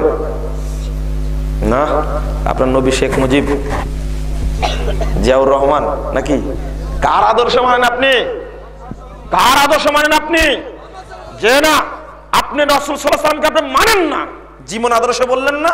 জীবন আদর্শ দিয়ে টাচ দিয়ে গেলাম এতটুকু, বললাম এতটুকু। জীবন আদর্শ মানে সার্বিক জীবনে একমাত্র ব্যক্তির অনুসরণ করতে হবে, তিনি হলেন মুহাম্মদ সাল্লাল্লাহু আলাইহি ওয়াসাল্লাম। এইগুলোকে মানা তো দূরের কথা, এইগুলোর বিরুদ্ধে অবস্থান করতে হবে আপনাকে। আল্লাহ বলেছেন ওয়ামাইয়াকফুর বিত্তাগুত ওয়া ইউমিন বিল্লাহ, শর্ত করা হচ্ছে যে ব্যক্তি তাগুতকে অস্বীকার করলো, তাগুতের বিরুদ্ধে করলো এবং ঈমান আনলো, ফাকাদ ইসতামসাকা বিল উরওয়াতিল বুসকা, ওই ব্যক্তি আল্লাহর পক্ষ থেকে প্রেরিত শক্ত হাতলকে ধারণ করলো। চমৎকার। আগে তাকে বর্জন করতে হবে, লা ইলাহা ইল্লাল্লাহ বলতে হবে। আমি এখানে গিয়ে বলছিলাম একটা কথা, প্রশ্নের উত্তর 3টি দিতে পারলে আপনার জন্য আরো 2টি প্রশ্ন করা হবে। ভাইবা বোর্ডে প্রশ্নের উত্তর পারলে আরো বেশি প্রশ্ন করা হয়। তার মধ্যে একটা কি, ওমা ইউদ্রিক, এই তোমাকে এটা কে জানালো? তাপটে বলবে করার তো কিতাব আল্লাহ ওয়া সাদ্দাকতু বিহি ওয়া আমানতু। আরে পারবো না মানে? কবরে বসে দেখেন, মৃত্যু ব্যক্ত দাপট দেখেন। পারবো না মানে করার তো কিতাব আল্লাহ, আমি আল্লাহর কিতাব পড়েছিলাম, তাকে সত্যায়ন করেছিলাম, তাকে চূড়ান্ত ভাবে বিশ্বাস করেছিলাম। দাপটটা কি? করার তো কিতাব আল্লাহ। আপনার জিজ্ঞেস করলে কি বলবেন? ফাজাইলে আমল পড়েছিলাম, বলতে পারবেন না। 2 নম্বরের সুযোগ মরার পরে নাই, মরার আগে করেন যত পারেন। টেলিফোন আর যাবে না। যদি বলে কি পড়েছিলেন, উত্তর তো বেরিয়ে হবে না। বলবেন আমি নিয়ামুল কুরআন পড়েছিলাম, না কি বলবেন মুকসিদুল মুমিনুন পড়েছিলাম, বেহেশতে জিওর পড়েছিলাম। ঠিক মুসলিমদেরকে অসংখ্য মসজিদে ফাজাইলে আমল শোভা পায়, মকসুদুল মুমিনুন শোভা পায়, ওখানে পবিত্র কুরআন থাকে না, আল্লাহর নবীর হাদিসের অনুবাদ সেখানে থাকে না, সহিহ বুখারী থাকে না, সহিহ মুসলিম থাকে না। অথচ তারাই খতমে বুখারীর নামে ব্যবসা করে গোটা কোটি কোটি টাকা তারা কামাচ্ছে। বুখারীকে মানে না, বুড়ো আঙ্গুলি দেখায় সহিহ বুখারীকে, কিন্তু খতমে বুখারীর অনুষ্ঠান না হলে এই সমস্ত মাদ্রাসার সব উপার্জন বন্ধ হয়ে যাবে, ভাত বন্ধ হয়ে যাবে। কি একটা নিয়ম দেখেন।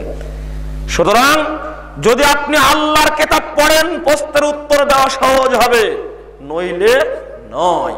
এই জায়গায় চট করে চলে আসলাম আপনাকে বোঝানোর জন্য। আপনার ঈমান কতটুকু একটু ভেবে দেখুন তো। ঈমানটা ভাবেন না, আপনি ঈমানটা একটু শক্ত করুন। আপনি প্রশ্নের উত্তর দিতে পারবেন কিনা?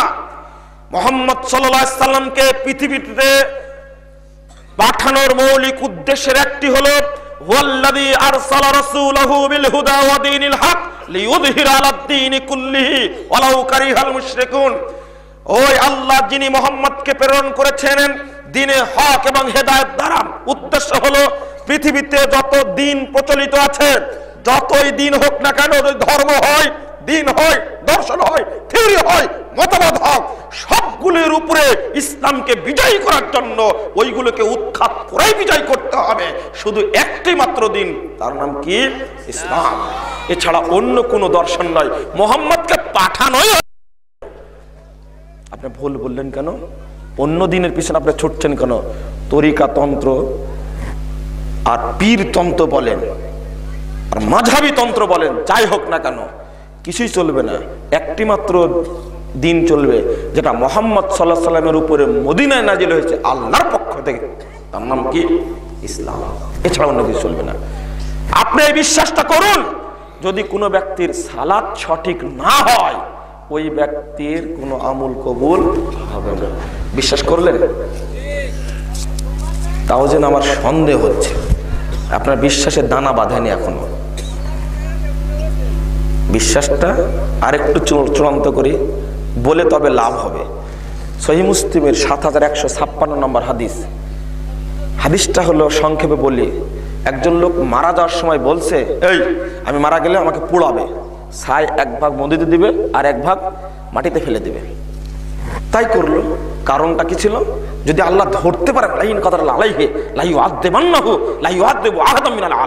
এমন শাস্তি দিবেন, পৃথিবীতে আর কাউকে এত শাস্তি দিবেন না। ছেলেরা তাই করলো। আকীদার বিষয় এখানে এসেছে বলছি। আল্লাহ বলল, এই সাগর, তোমার মধ্যে যা ছাই আছে সব এক জায়গায় করো। আল্লাহ পারেন এটা? বিশ্বাস হয়? আপনি বিজ্ঞান দ্বারা বিশ্লেষণ করে এটা পারবেন না।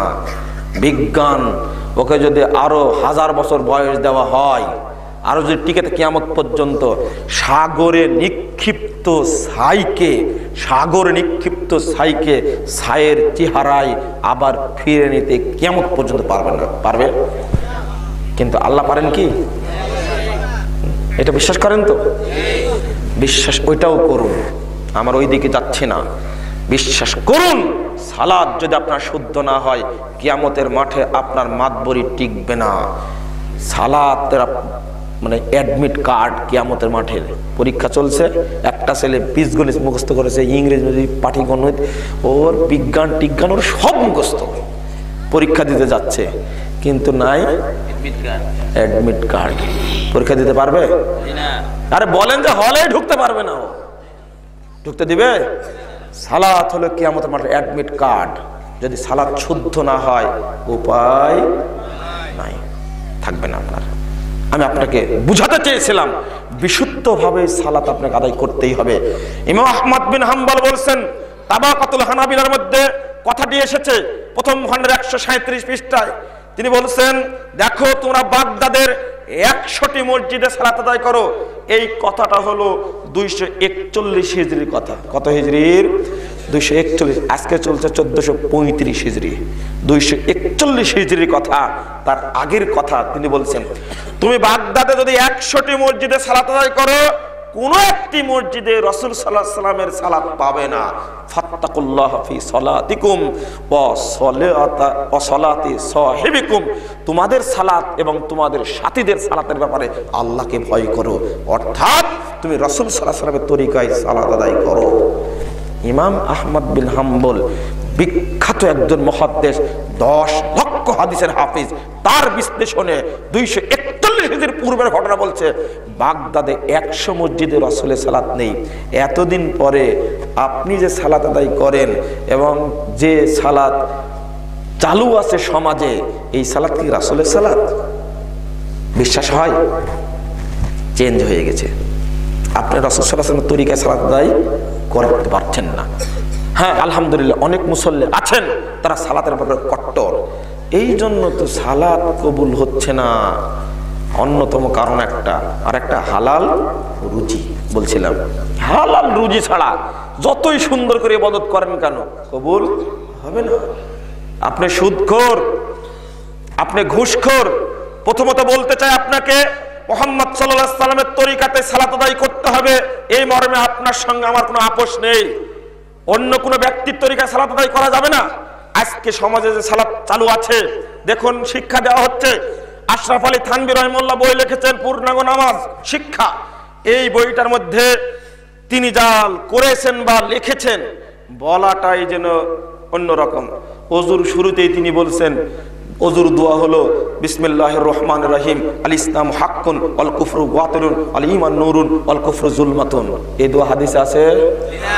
তৈরি করা, হ্যাঁ 100% তৈরি করা। এটা কিয়ামত পর্যন্ত এই দলিল পাওয়া যাবে না। কেন তৈরি করলেন? খুলুন পূর্ণাঙ্গ নামাজ, আশরাফ আলী থানভী সাহেবের 42 পৃষ্ঠা খুলুন।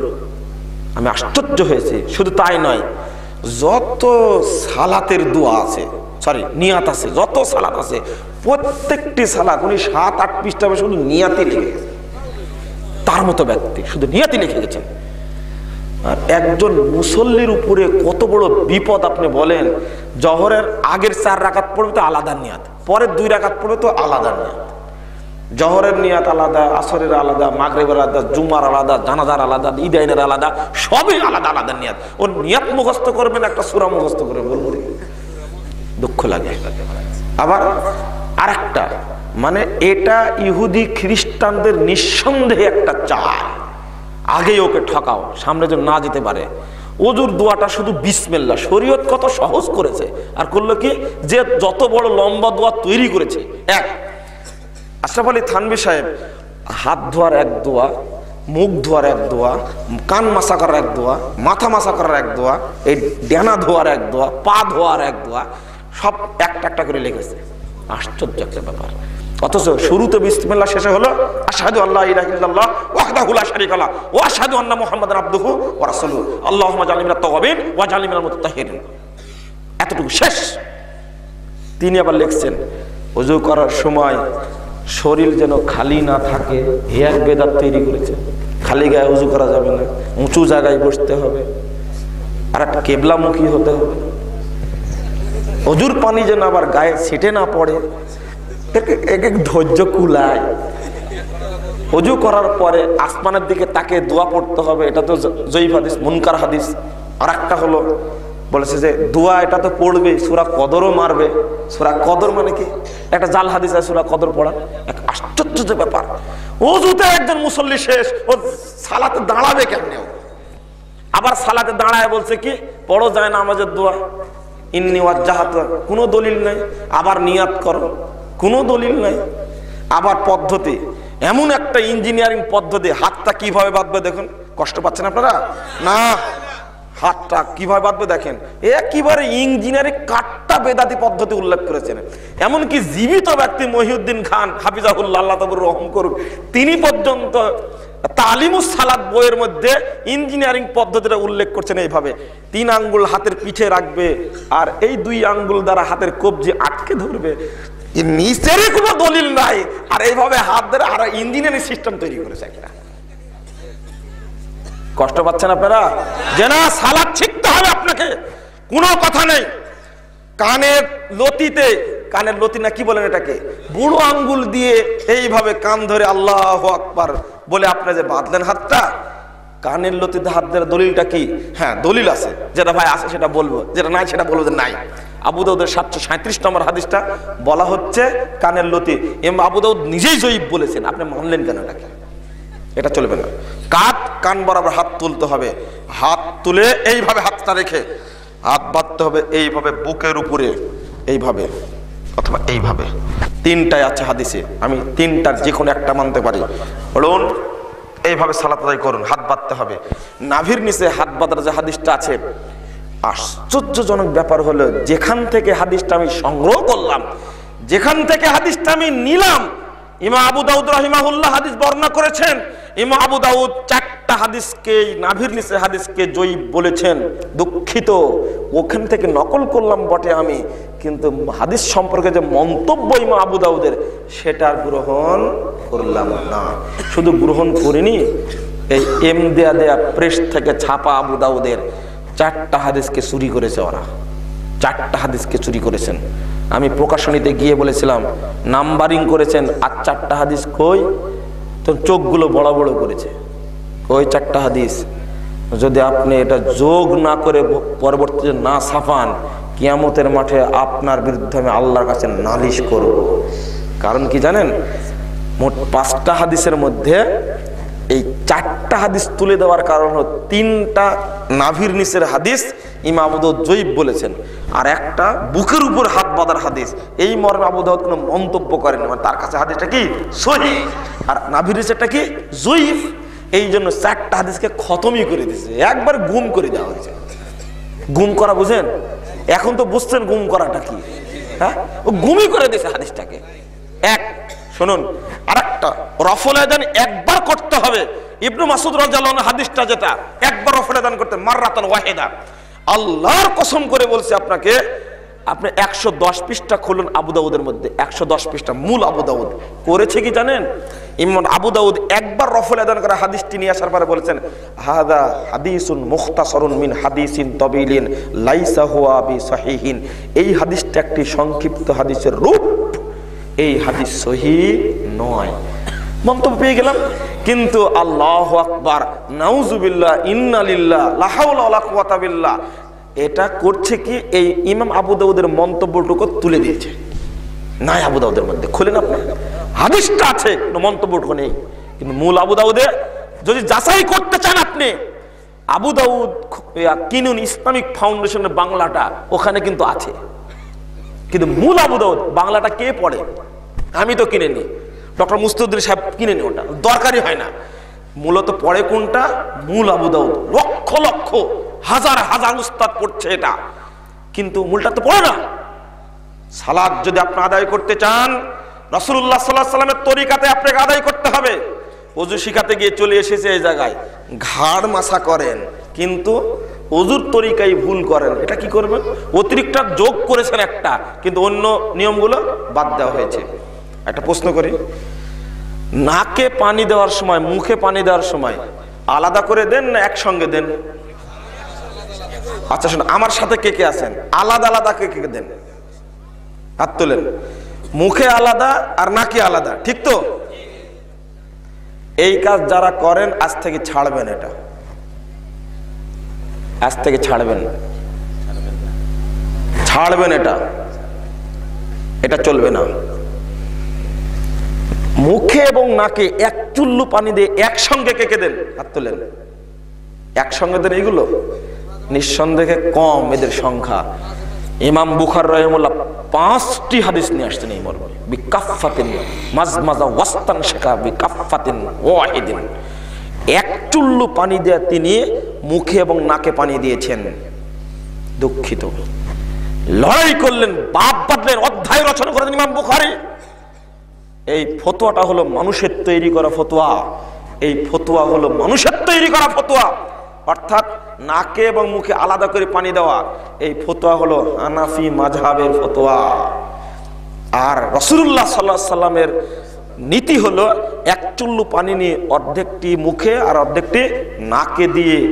আপনি বলবেন যে এটা তো হবে না, এখন হবে না মানে আপনি চেষ্টা করেন, এক সময় ইনশাল্লাহ হয়ে যাবে। মাথা মাসা করেন, আপনি হাত ধুলেন, নতুন পানি নিলেন, মাথা মাসা করলেন, শেষ করলেন, আবার পানি নিলেন, কান মাসা করলেন। এই কাজ কে কে করে থাকেন? গোপন করছেন আমার সামনে? দেখেন, এক ধমক দিলাম তো আরো কিছু হাত উঠলো। এখন ভয় পাচ্ছেন যে হাত তুলি কিনা, নামেন। এই কাজ যারা করেন আজ থেকে এটা বাদ দেবেন। একসঙ্গে শুনুন, আর দেওয়ার পরে নতুন পানি নিলেন, নেওয়ার পরে কথা বলছেন কেন? শেষ। এটা হলো সুন্নাত, মনে যেন থাকে। এক। আর একটা বলবো, ওযুর ফরজ কয়টা? সমধিক প্রশুদ্ধ, এটা ছুঁড়ে ফেলে দিবেন, আপনার মুখ থেকে যেন কথা না বের হয়। আর ওযুর ফরজ 4টা, আর বের হবে না আপনার মুখ থেকে। আপনি মনে করছেন যে কি বলছেন আপনি এগুলো, তাই বলছেন, তাই না? যেটা বলছি ওটাই হিসাব করুন। ওই ফতোয়া কুদুরির ফতোয়া, এটা হাদিসের ফতোয়া না। না, ওই আয়াতে 6 নম্বর আয়াতে ফতোয়া রয়েছে ওযুর ফরজ 6টি, এমনকি কেউ বলেছেন 7টি।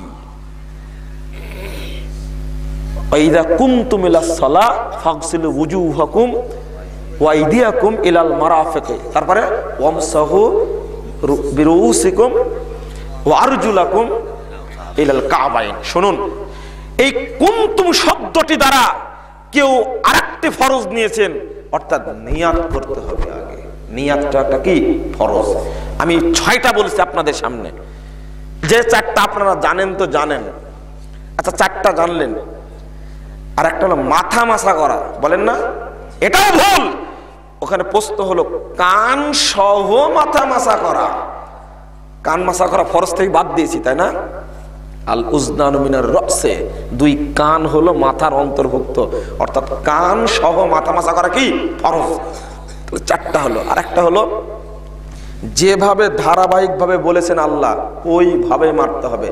এখন এক শ্রেণীর মুরব্বী আগে 2 পা ধুয়ে নিচ্ছে, তারপরে কিন্তু ওযু শুরু করছে। এটা সুন্নাতের বরখেলাপ। আগে পা ভিজানোর জন্য পা আগে ভিজিয়ে নিচ্ছে মুরব্বীরা। জানি না এখানে আছেন কিনা আপনারা কেউ। এটা ঠিক নয়।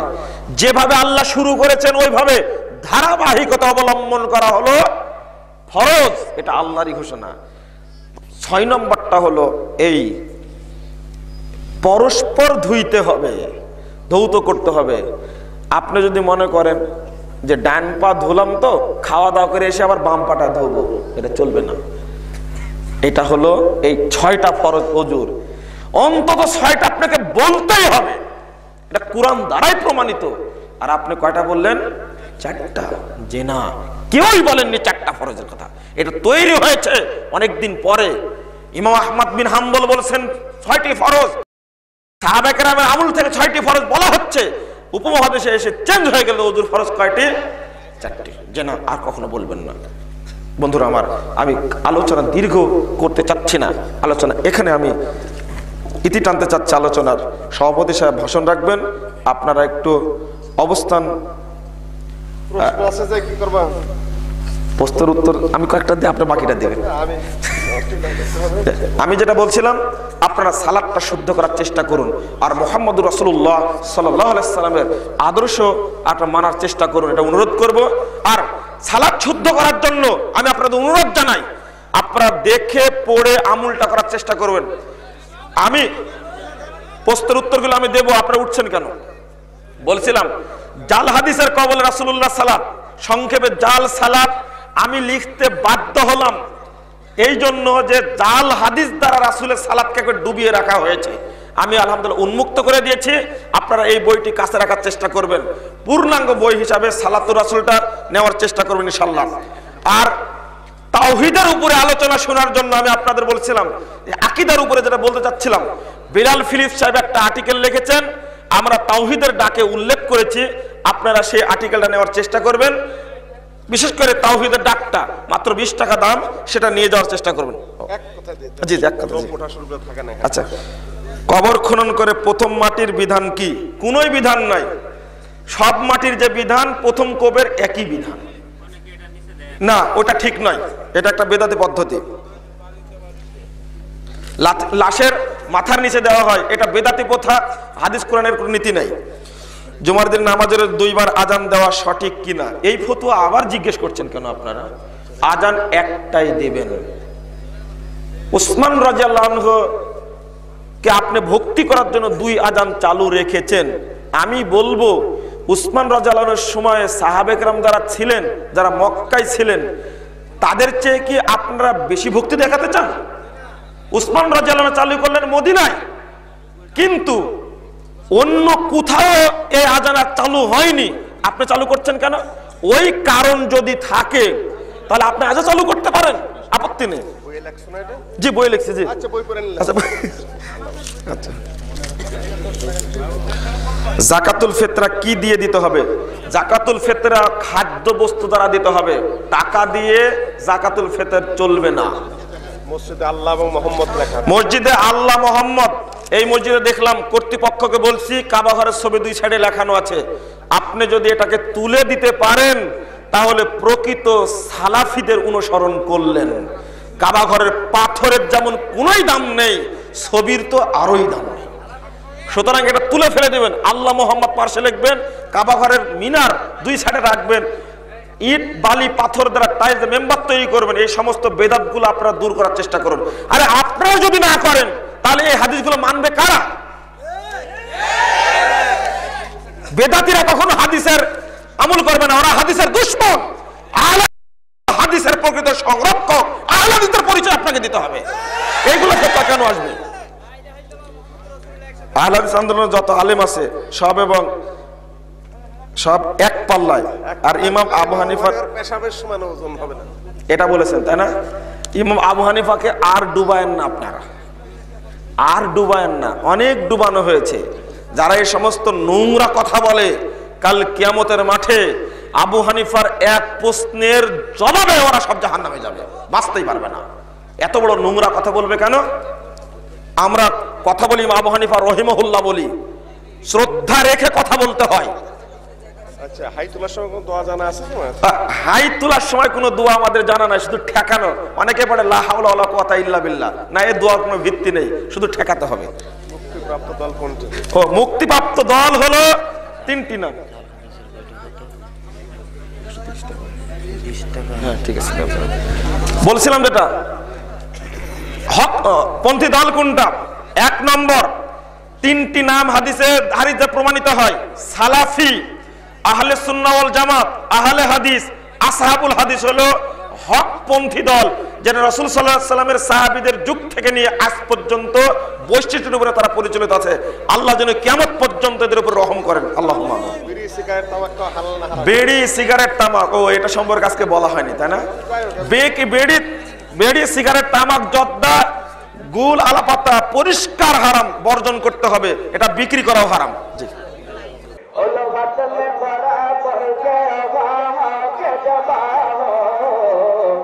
हर चीज में लज्जत है, कर दिल में मजा हो।